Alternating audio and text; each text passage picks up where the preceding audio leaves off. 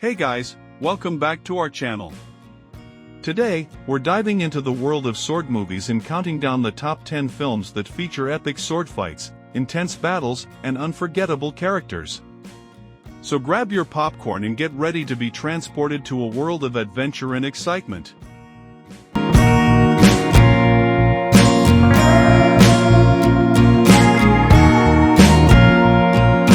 Starting off our list at number 10 is The Mark of Zorro. 1940's The Mark of Zorro is one of those old-time cinema movies you may have heard of but haven't seen. It's a black and white movie that stars Tyrone Power as Don Diego/Zorro, a vigilante who has had enough of the corrupt mayor who takes advantage of his people. Zorro is forced to face the government's henchmen, including Captain Esteban Pasquale, Basil Rathbone, at the end. The Mark of Zorro is great for fans of sword fights with little special effects or bells and whistles. The choreography in the final duel is fantastic, especially considering the movie was made without the technology that filmmakers have at their disposal today. With Captain Pasquale defeated, Zorro initiates a change in government that frees his people and helps everyone live happily ever after.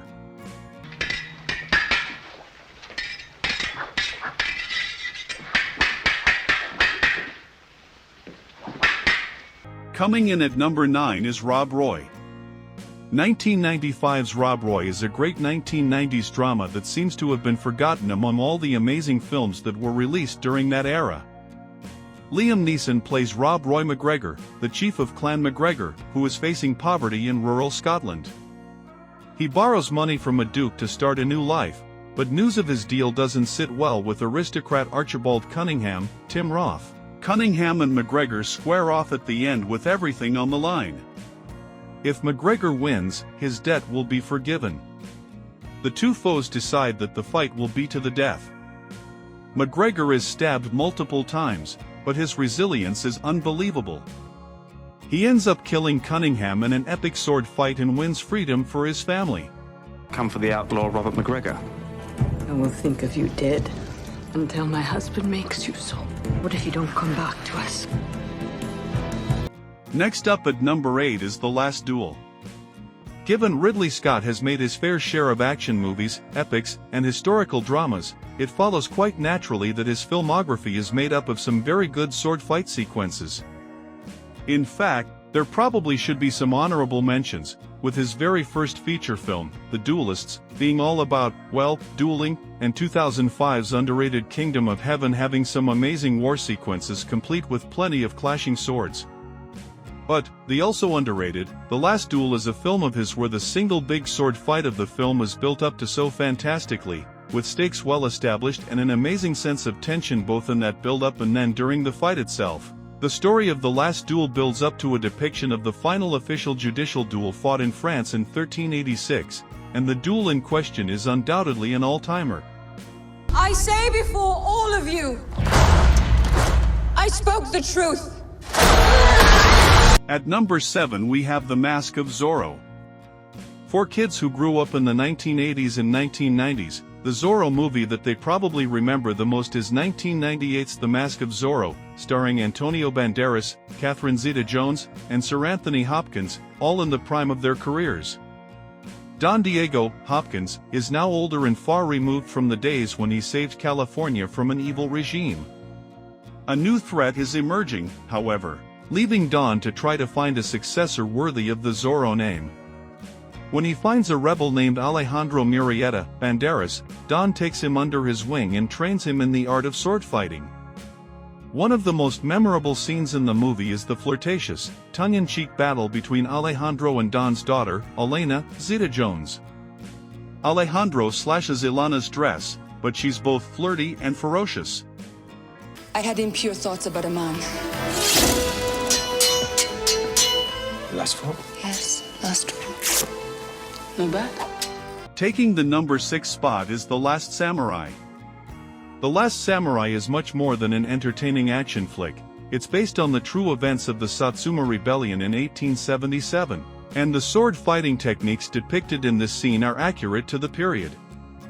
The choreography was designed by Japanese sword master Tetsuro Shimaguchi, who ensured that the movements and techniques shown on film were authentic, which is one reason why the final fight is one of the greatest sword fights in cinematic history. The fight is the climax of the film's story, representing the ultimate clash between Katsumoto's traditional samurai values and the modernization of Japan. The audience is invested in both characters and their respective causes, making the fight even more emotionally charged and impactful for the audience.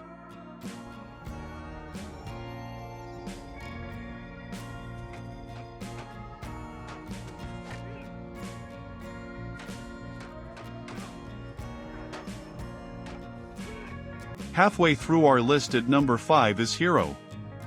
Originally only a hit in China, 2002's Hero impressed Quentin Tarantino enough for him to personally sponsor a US release, earning director Zhang Yimou a frosty American box office as a cherry on top of his local earnings.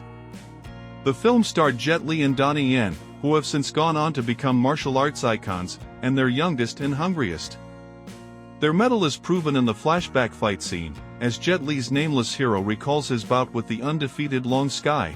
The presentation of Nameless and Sky's fight is incredibly unique, taking place in a serene courtyard alongside a Go match. Not only that, but the fight itself, full of the slow motion and delicate wirework classic wuxia films became known for, takes place entirely within the opponent's minds, the two prodigies being good enough to create an entire hypothetical reality measuring the other's skill.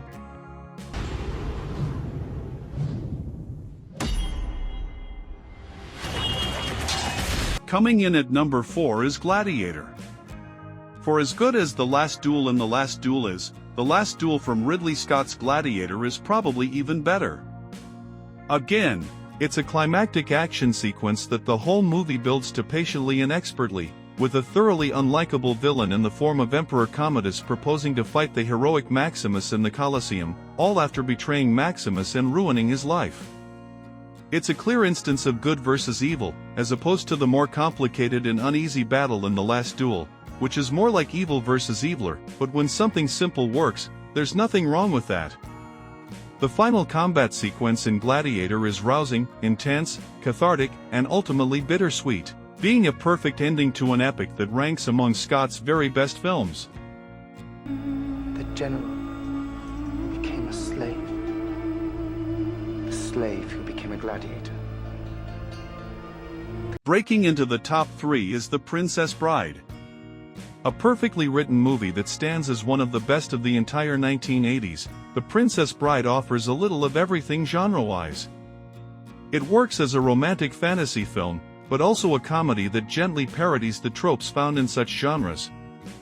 It's got great characters and quotable dialogue, a snappy pace, and even a decent amount of swashbuckling action for those who might otherwise be disappointed that it's based on a kissing book. Perhaps the most iconic sword-fighting scene of the film comes fairly early on, with the mysterious masked man dueling the charismatic Inigo Montoya on the cliffs of insanity. It's a sequence that manages to be exciting, suspenseful, and funny, all at once, and even if the fight choreography wasn't good, it would still be memorable for how much it adds to the overall story of The Princess Bride and the memorable characters within it.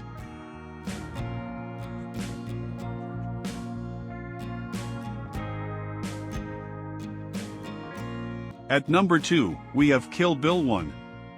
Sometimes the most popular choice remains so for a good reason, and when it comes to movie sword fights, Kill Bill Volume 1 is sharper than Occam's razor.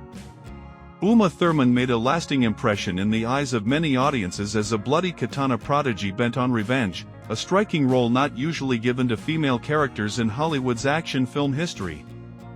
While it's hard to choose only a single fight from the two-part series, the bride's encounter with Oren Ishii stands out. To even get to Oren, the bride must carve her way through the entire Crazy 88 gang, slaying hordes of the sharply dressed gangsters without remorse. It's only then that she is able to face Ishii in her scenic winter garden, summoning the last of her waning strength to prevail over Lucy Liu's villainess, taking her scalp in a dramatic finish. This scene alone puts Kill Bill Volume 1 in the conversation for Tarantino's greatest film. Choose kill.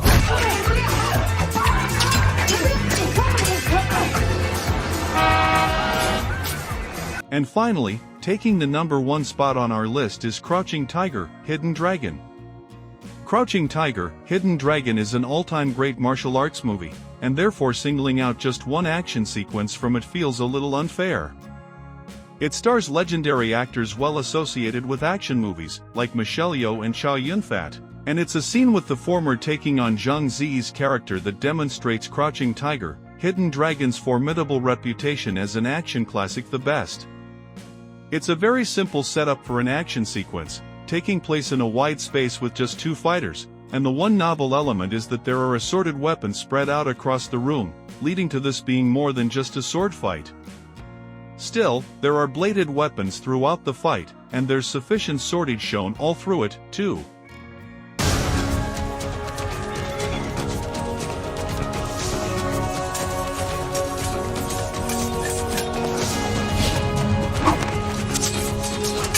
Well, that's it for our top 10 sword movies list. Let us know in the comments which of these films is your favorite, and if we missed any of your top picks. Don't forget to like and subscribe for more movie reviews and countdowns.